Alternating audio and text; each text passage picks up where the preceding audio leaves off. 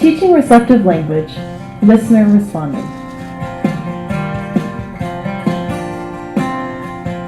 Some behavior is not verbal at all, but controlled by others' verbal behavior. Listener responding involves responding non-verbally to the verbal behavior of another. The term listener response is appropriate because the learner is responding as a listener. A common name for this form of language is receptive language. For example, smiling and following one's direction is a listener response to someone saying, "Smile." The listener's response may not include vocal or verbal behavior such as talking or sign language. If the response is not verbal, it would fall into the category of receptive language or listener responding. Your smile? Preston, where's your smile? According to Sundberg and Partington, 1998, receptive language is a child's ability to understand and act upon specific words and phrases, and is a key indicator of his ability to acquire other types of language. Examples of receptive language include touching or looking at a picture or object when it is named, Job, good work, buddy. following one-step directions, or following multiple component directions such as 2 or 3-step directions. Good. Point to cow. Cow. Good. Put your hands. Nice. Do this. Do this. Point to Sometimes receptive language is treated as a prerequisite to expressive language. Some professionals believe that receptive language is easier to learn or comes before expressive language. This is not always the case when it comes to children with disabilities. Our kids with disabilities often learn language out of developmental sequence. Yes, please show. Please up. Please up. Yes, please up. Come here. Good job. Here, come here. Come here. Good job. Mwah, mwah. Go play now. Listener responding actually involves multiple responses of the listener. For example, within a receptive identification task, the learner must attend to the speaker, scan the array, and then select the match, and then indicate their selection to the What speaker. do you sleep in? Bed. What do you sleep in? Bed. Good job. Do this. Do this. Say jump. According to the Verbal Behavior Milestones and Placement Program, by the age of 18 months, typically developing children are able to respond to hearing their name, perform at least 4 different motor actions when asked, and receptively identify at least 20 different objects or pictures in an array of 4. As children grow and mature, they are able to understand and respond to increasingly complex commands and instructions. As adults, our ability to understand and respond to the requests and directions of others is a crucial part of healthy functioning in society. Listener skills are important for many reasons. They play a critical role in successful teaching, as all students need to be able to understand and comply with directions. 1, 2. Good job.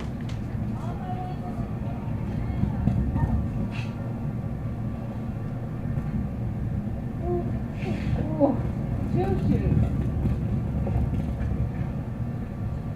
Let's go. Jump. What? Whoa. Run. Okay.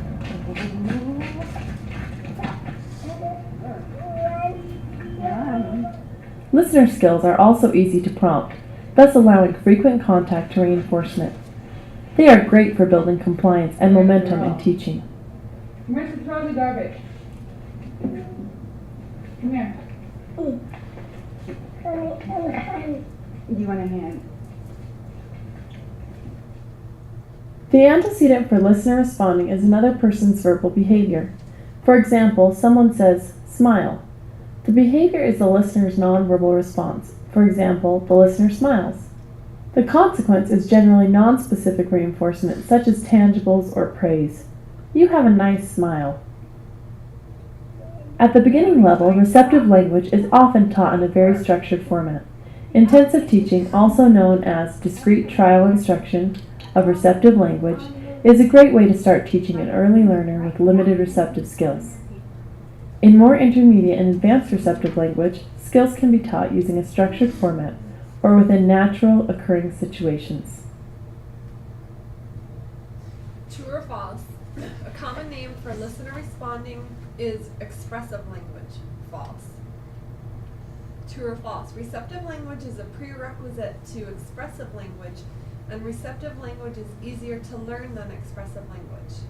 True. By the age of 18 months, I knew that one. Typically developing children are able to respond to hearing their name, perform at least 4 different motor actions when asked, receptively identify at least 20 different objects or pictures in an array of 4.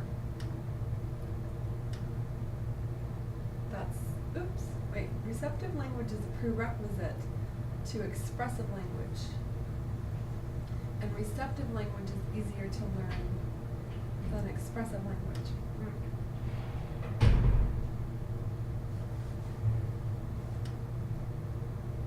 Some of the receptive or listener skills programs for early learners are receptive instructions, receptive identification of common objects, and receptive identification of body parts.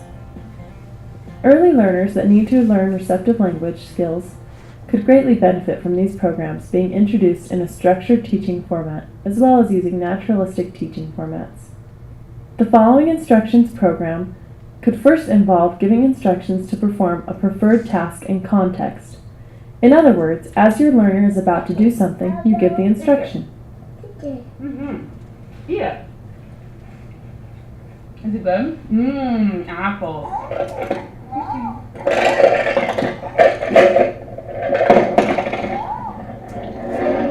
Put it in.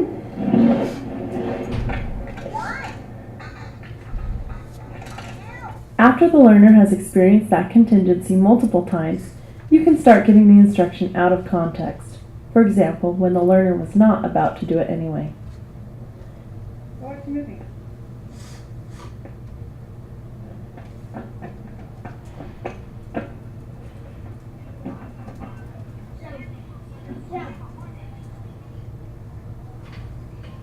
After your learner is readily following your instructions to do things they enjoy, you can start teaching simple directions that are neutral and eventually increase the number and complexity of instructions. Cool. Oh, that's a good one, Taz. Write A. Write A. Good job. Write S. Awesome. Draw a square.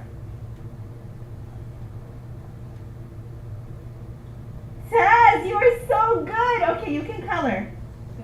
When selecting neutral receptive instruction targets, it can be useful to choose behaviors your learner can readily imitate. This will ensure that you have an effective prompt to use. Where's your head? Nice job. Can you do this?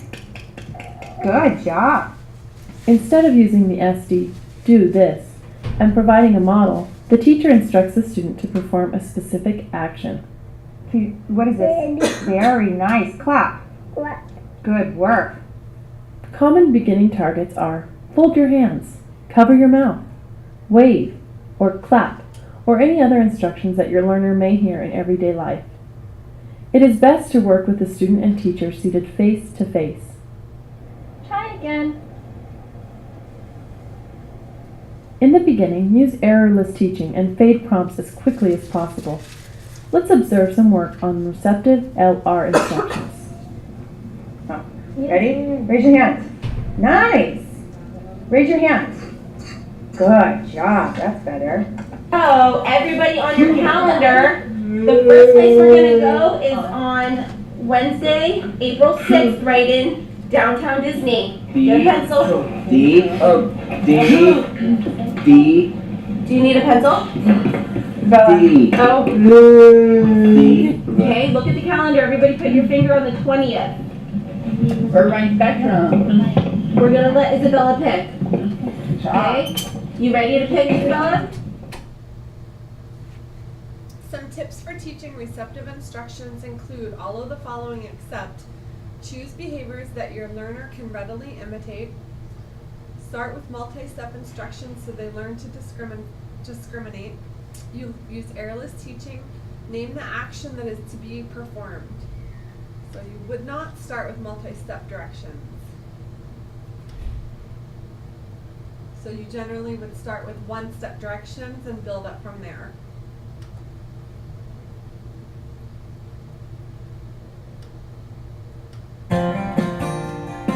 Another program for early learners is Receptive Identification of Common Objects. This teaches early learners to be able to identify important objects, people, and places when asked. Example SDs or instructions might be touch car, show me the wheel, point to the cat, or give me the circle. SDs or instructions should be presented in various ways to facilitate generalization. Can you blow?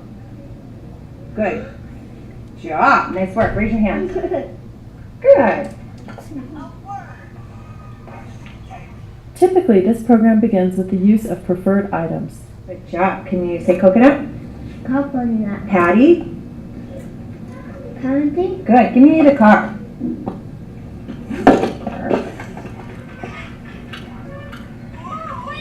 In later phases, pictures can be used in multiple exemplar training. For example, when teaching cat, you may want to use a photo of a real cat, a cartoon picture, and a stuffed animal cat. As more and more targets are mastered with a field of 3 to 5 items, teachers can enlarge the field so that finer discrimination is exercised. Give me ambulance. Awesome, buddy. Have some popcorn. Oh no, you dropped one! You may want to start with a neat array and then move to a larger and more messy array of many items as the child's scanning skills improve, eventually using books and more natural stimuli. Give me the frog. Awesome. Do this. Give me the frog. Awesome. What's your name? Give me the frog. There's the frog. Give me the frog. Give me frog. Where's the frog? There's the frog. It is wise to choose target items that are functional, familiar, and interesting to the student. Toys, animals, foods, and household items are all good choices to start with. It is very common for early learners to struggle with initial receptive identification. In this scenario, we see Kai having trouble. A matching prompt was used. Good job, Kai. High five. Nice work. Elephant. Good job, buddy. Nice work. That's right. Let me do that again. Ready? Look. Elephant. Nice work, Kai. High five. Nice. As you can see, he was first given the SD elephant, while a card was held up that he could match to. Over time, the elephant picture was covered up, thus the prompt of the visual was faded, until he will eventually be able to identify elephant based only on the verbal SD. As the learner's receptive identification skills increase, prompts can be faded and a variety of instructions can be used. Hey, where's the pizza? Lisa. Good for you. Where's the keys? Yes. Good job. Give me the In swing. this clip, we see Marissa being asked to discriminate between a number of pictures and respond to a variety of SDs, such as, where is the pizza? And give me the swing. When a learner is struggling with initial receptive identification, a blank prompt can be very effective, as which was the case with Kai in this module. A matching prompt. The SD for receptive identification should always begin with touch item and later progress to point to item and give me item. That's arguable. It depends on the learner, really, whether you would begin to vary those types of SDs or not. So I'm going to say true, but it really depends on the learner. Yeah.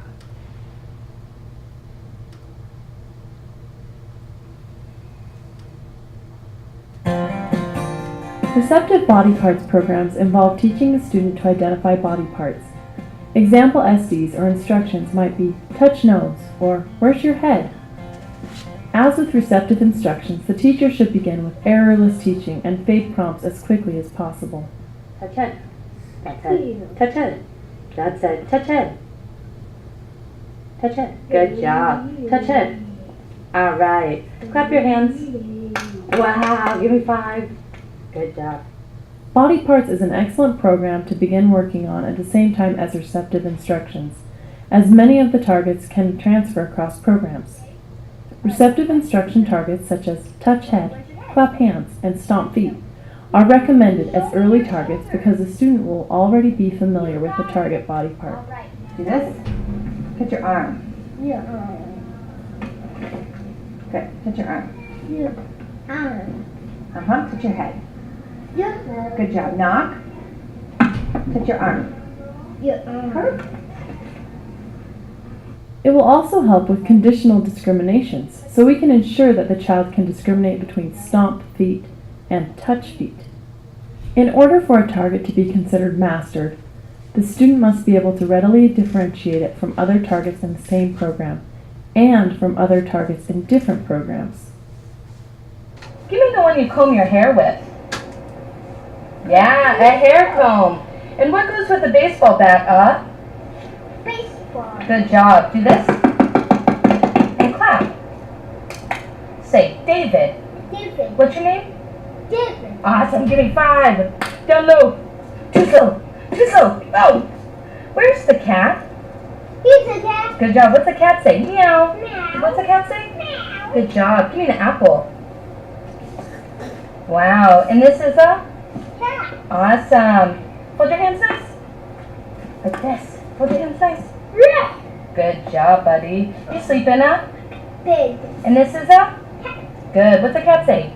Meow. Meow. All right. To ensure mastery has occurred, a student must be able to readily differentiate targets from other targets in different programs, other targets in the same program,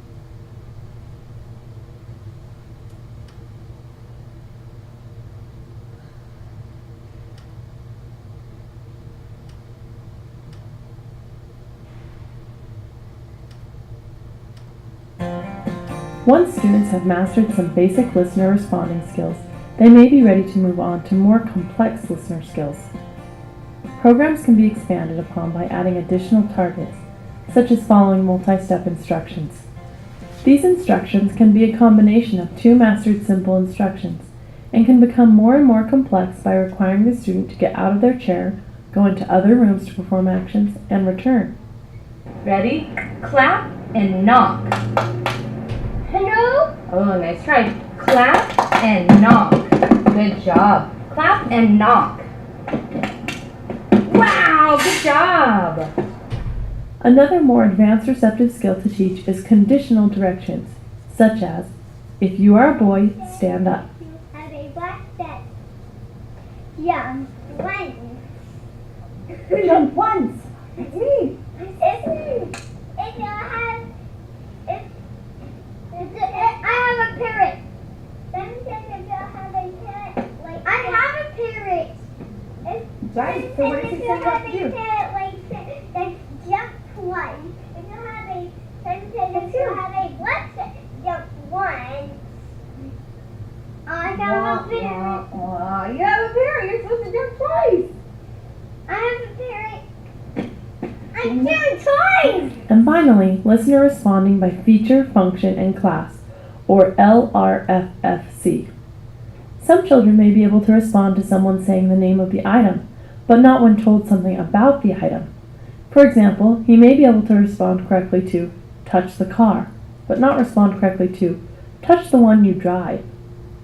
Listener responding by feature, function, and class is a skill that allows the listener to receptively identify items when given information about their feature, function, or class. Feature refers to any attributes that the item has, such as color, shape, texture, parts, sound that it makes, where you would find it, etc. Function refers to an action the object can do or the action that can be done with the object. Class refers to a collection of objects that belong to the same group, such as a category. Through LRFFC, students learn that many items have more than one function, feature, or class, and that more than one item may share the same function, feature, or class. This understanding helps to teach flexibility and adaptability. Let's check out a few examples. If the target item is an apple, the teacher might indicate it in a number of different ways. Using function, he could say, "Which one can you eat?" Using feature, he could say, Show me the one that is red. Using class, you could say, touch the food or a fruit. Let's try a few more. Which one is round? Show me the one you can drive.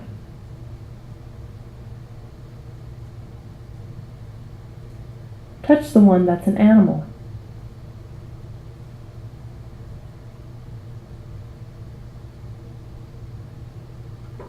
A listener is an essential part of communication, and the complexity of their receptive language skills will determine how much communication can be shared. Strong skills allow a listener to interact with and learn from the people in his life. I spy with my little eye somebody with a belt. The bell. This is a belt? Is it a Batman? Not Batman! Is this a belt? That is a belt, but it's not Batman. Is that a belt?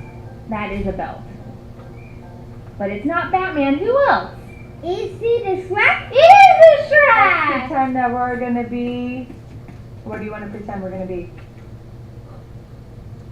A lion.